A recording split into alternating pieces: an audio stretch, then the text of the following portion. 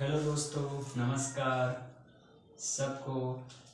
माधुर्य online tuition पर एक बार सभी का दिल से स्वागत है। आज हम एक स्पेशल क्लास स्टार्ट कर रहे हैं राजस्थान जीके की, जिसमें हम पढ़ेंगे राजस्थान इतिहास के बारे में।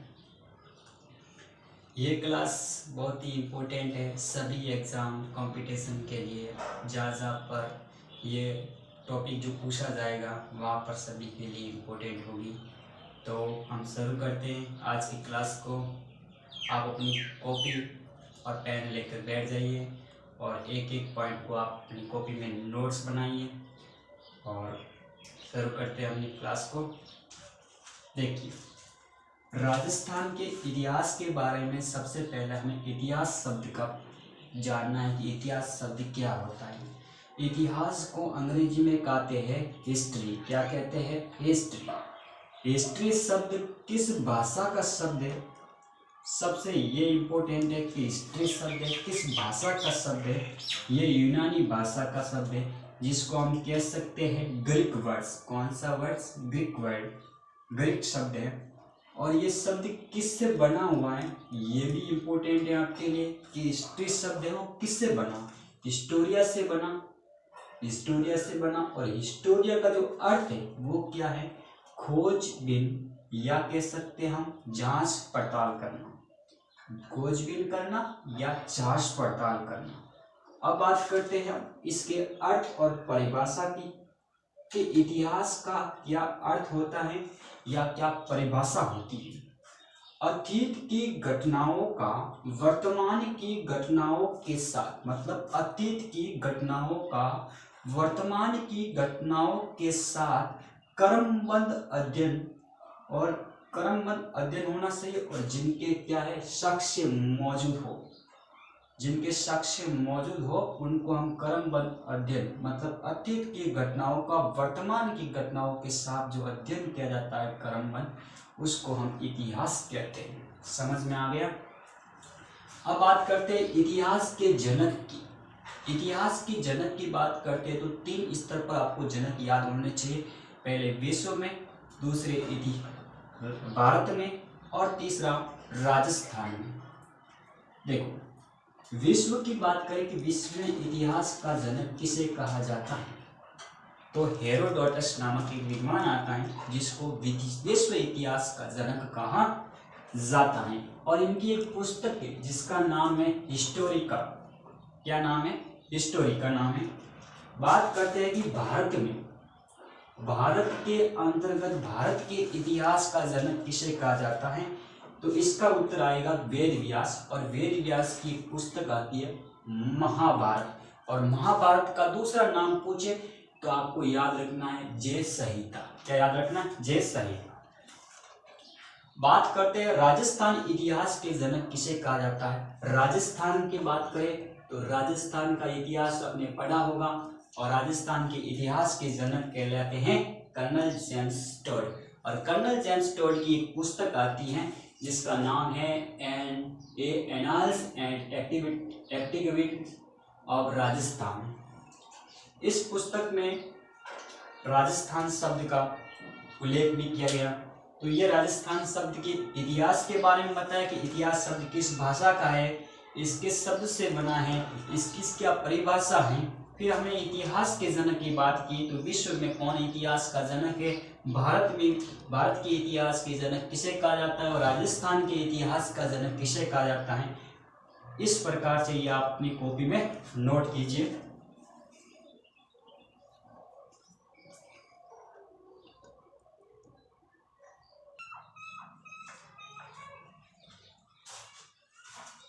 अब देखो, प्राचीन राजस्थान की बात करेंगे। प्राचीन राजस्थान में सबसे पहले हमें पढ़ना पड़ेगा सभ्यता। क्या पढ़ना पड़ेगा? सभ्यता के बारे में। और सभ्यता या पुरा स्थल, पुरा स्थल भी कितने प्रकार के होते हैं ये देखो, 1 2 3 4 5, लगभग 5 प्रकार के होते हैं। देखो, एक होता है पाषाणकालीन स्थल, पाषाणकालीन स्थल। एक होता है ताम्रकालीन स्थल, एक होता है काशी युगीन स्थल, एक होता है लोह युगीन स्थल, और एक होता है जनपद युग स्थल। पाषाणकालीन स्थल भी 3 प्रकार के होते हैं। पाषाणकालीन काल भी 3 प्रकार का काल होता है। इसमें भी 3 प्रकार का काल है। एक पूरा पाषाण काल होगा, एक मध्यम पाषाण काल, एक नव पाषाण काल। ये 3 काल इस पाषाणकालीन के अंतर्गत आते हैं। अब हम बात करते हैं सबसे पहले पाषाणकालीन स्थल। तब तक के लिए आप इतना नोट कीजिए, उसके बाद में हम आगे क्लास को बढ़ाते हैं।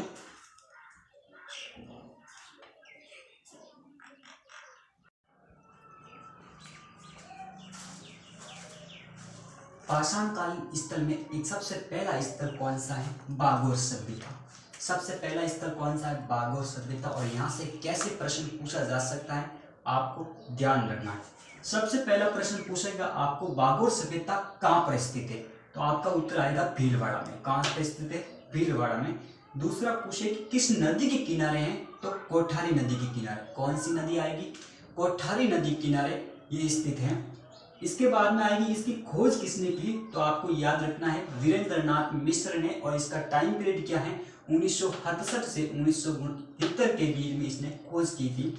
और इसका उत्खनन की बात करें तो उत्खनन है एल.एस. लेस्निक ने इनका बागोर सभ्यता का उत्खनन किया। और सबसे इम्पोर्टेंट बात यहाँ पर ये की बात है, जो पूछने की दृष्टि से ये इम्पोर्टेंट सभ्यता बन जाती है, वो बात है ये। भारत में पशुपालन व कृषि के प्राचीनतम साक्ष्य की बात आए तो आपका उत्तर सिर्फ आएगा बागोर सभ्यता। भारत में पशुपालन व कृषि के प्राचीनतम साक्ष्य पूछे कहाँ से, किस सभ्यता से प्राप्त हुए, तो आपका उत्तर आएगा बागोर सभ्यता। दूसरा बात करें तो एक सभ्यता और होती जो पाषाणकालीन स्थल से संबंधित है, जिसका नाम है गरदड़ा सभ्यता। ये नाम आपने पहली बार सुना होगा, कहीं भी नहीं पढ़ा, लेकिन ये पाषाणकालीन स्थल में शामिल है। इसका जो किस जिले में है, ये बूंदी जिले में है। किस नदी के किनारे? साजा नदी के किनारे। इसमें नदी इंपोर्टेंट है, नदी पूछी जा सकती है। और इसके कौन से साक्ष्य मिले हैं वो आपको याद रखना है। प्रथम बर्ड राइड रॉक पेंटिंग्स के साक्ष्य मिले हैं, तो इसलिए गरदड़ा सभ्यता भी इंपोर्टेंट है। इसके बाद में आती है तिलवाड़ा सभ्यता। तो तिलवाड़ा सभ्यता की बात करें तो पहले थी बाड़मेर में, अब है बालोतरा में। और कौन सी नदी के किनारे हैं, तो लूनी नदी के किनारे। और यहाँ से भी हमें किससे साक्ष्य मिलते हैं? पशुपालन के साक्ष्य मिलते हैं। लेकिन प्राचीनतम की बात करेंगे तो कहाँ आएगा? बागोर सभ्यता आएगा। इसके बाद में आता है एक बांका गांव। बांका गांव का संबंध किससे है? यह है भीलवाड़ा से। किससे है? भीलवाड़ा से।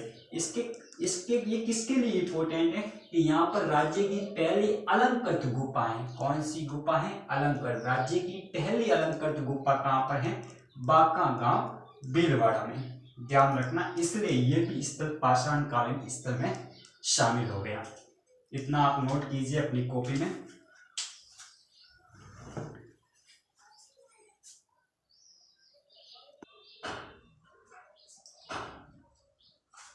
पाषाणकालीन स्थल में से कुछ और स्थल हैं, जैसे है डडेकर अलवर में, दर भरतपुर में, इंद्रगढ़ बूंदी में, और जायल नागौर में, चंद्रावती चिरोई में।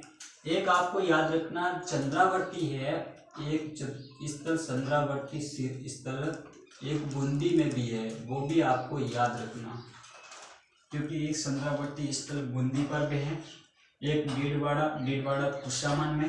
तो ये पाषाणकालीन स्थल थे। ठीक है, तो पाषाणकालीन स्थल की बात की तो ये सारे 10 स्थल आपको याद रखने हैं, जो आपसे प्रश्न बन जाता है। और प्रश्न सबसे ज्यादा इंपॉर्टेंट है जो बन सकता है वो बनेगा बागोर सभ्यता से।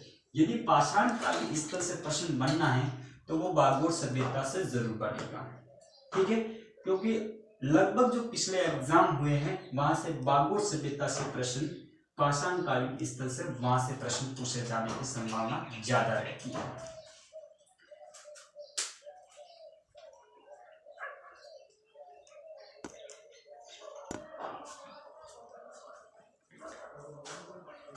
देखो, ताम्रकालीन स्थल के बारे में बात करेंगे हम। पहला स्थल है गणेश्वर सभ्यता। कहाँ पर है? सबसे प्रश्न पूछा जाएगा, गणेश्वर सभ्यता पहले सीकर में था। कहाँ था? सीकर में। वर्तमान में बात करें गणेश्वर सभ्यता, और वर्तमान में राजस्थान के नीम का थाना जिले में है, जो अब नया गठित किया गया, जो नवगठित यानी नया गठित किया गया नीम का थाना। नदी पूछे किस नदी के किनारे हैं, तो आपका उत्तर आएगा कांतली नदी के किनारे। इसकी खोज किसने की, तो रतन चंद्र अग्रवाल ने इसकी खोज 1972 में की। उत्खनन की बात करें तो विजय कुमार, और 1977। बात करें जब उत्खनन से संबंधित प्रमुख विद्वान पूछे तो आपको दोनों आंसर करना है, रतन चंद्र अग्रवाल और विजय कुमार दोनों। बात करें गणेश्वर सभ्यता की उपनाम क्या क्या है? ताम्रयुगीन सभ्यताओं की जननी इसको कहा जाता है, गणेश्वर सभ्यता को कहा जाता है, और पुरातत्व का पुष्कर भी इसे कहा जाता है, गणेश्वर सभ्यता को कहा जाता है। इसकी बात करें समय, इसका जो टाइम पीरियड क्या है, 2800 ईसा पूर्व, यानी सबसे प्राचीन ताम्रकालीन जो स्थल है। सबसे विशेषता क्या है, सबसे प्रमुख आपको याद रखना है कि सबसे प्राचीनतम ताम्रयुगीन सभ्यता की बात करें तो वो कौन सी है? गणेश्वर सभ्यता सबसे प्राचीन ताम्रयुगीन सभ्यता की बात करें तो सबसे पहला गणेश्वर आएगा, क्योंकि कितनी पुरानी है, 2800 ईसा पूर्व। बात करें अवशेष की, अब ये सीधी इंपॉर्टेंट है, यहाँ से भी प्रश्न आपको पूछा जाएगा कि गणेश्वर सभ्यता के अंतर्गत 99% शुद्ध तांबे के उपकरणों का प्रयोग किया जाता था। मकान व बांध किससे निर्मित थे? पत्थर से निर्मित थे। मछली पकड़ने का कांटा मिला यहाँ से, और यहाँ से कुल्हाड़ी के भी अवशेष मिले, और हारपून नामक एक है, ये आपको याद रखना है। हारपून नामक जो हथियार है वो किस सभ्यता से मिलता है, तो आपका उत्तर आएगा गणेश्वर सभ्यता। आपको इंपॉर्टेंट रखना है ये चीज, ये आपको पूछा जा सकता है। सब प्रकार के मृतपांड के अवशेष भी गणेश्वर सभ्यता से मिले हैं, और देखो ये किस प्रकार की मृतपांड है वो भी आपको ये याद रखना है। ये आप लिखा अपनी कॉपी में लिख देना, ये सारा नोट्स बहुत ही इंपॉर्टेंट होने वाले हैं। इसके बाद में आता है बालातल सभ्यता। बालातल सभ्यता कहाँ पर है? पहला प्रश्न आपसे पूछा जाएगा वल्लभनगर उदयपुर में। वल्लभनगर उदयपुर में। नदी पूछे तो आपको याद रखना है बेडस नदी, और खोज पूछे तो V.N. मिश्र के द्वारा खोज की गई, और ये कब खोज की गई? 1962 से 63 के मध्यवर्ती अवधि में। और बात करें अवशेष की, सबसे इंपॉर्टेंट क्या है?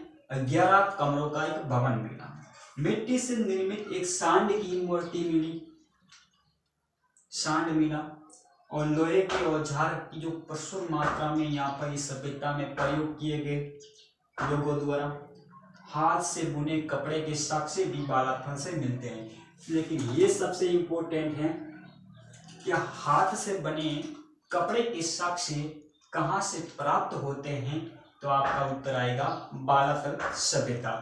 आज हमने ताम्रकालीन स्थल के बारे में बात की, और इससे पहले हमने की थी पाषाणकालीन स्थल के बारे में। तो और भी ताम्रकालीन स्थल हैं जिसको हम नेक्स्ट क्लास में कंटिन्यू करेंगे। आज के लिए इतना ही। अब आपको ये क्लास पसंद आ रही है तो आप लाइक कीजिए, और यदि आपसे प्रश्न इससे संबंधित कोई प्रश्न है तो आप कमेंट बॉक्स में ज़रूर लिखें, ताकि इसका उत्तर आपको नेक्स्ट क्लास में मिल सके। और आप अपने दोस्तों के साथ ज़्यादा से ज़्यादा इस क्लास को शेयर कीजिए, ताकि ये एक निःशुल्क राजस्थान जीके की क्लास है जो सभी विद्यार्थियों तक पहुंच सके जो कोचिंग से वंचित हैं। तो आपको अभी तक सब्सक्राइब नहीं किया है आपने, तो अभी सब्सक्राइब कीजिए, ताकि सबसे पहला जब भी क्लास अपलोड होगी तो सूचना आपको सबसे पहला आप तक पहुंचेगी। तो बेल आइकन को भी दबा देना।